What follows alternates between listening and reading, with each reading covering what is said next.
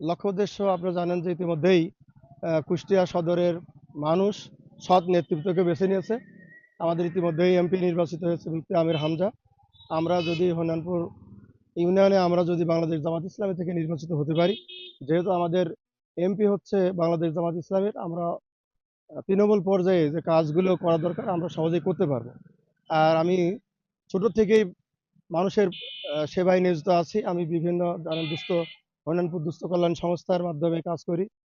এরপরে আমি অনেক সামাজিক পেশায় নিয়োজিত, জানেন হরিনানপুর মডেল একাডেমি, প্রতিভা ক্রিকেট একাডেমি, হরিনানপুর হেফজখানা, হরিনানপুর ইসলামী ব্যাংকের যে বুথ, এইগুলো আমি মূলত পরিচালনা করি।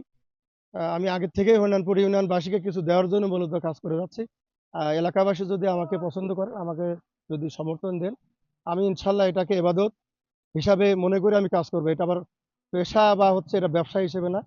আমি একেবারে তৃণমূল পর্যায়ে দেশের এই ইউনিয়নের মানুষকে সেবা করার মানসিকতা নিয়ে আমি কাজ করতে চাই এবং কাজ করে যাচ্ছি।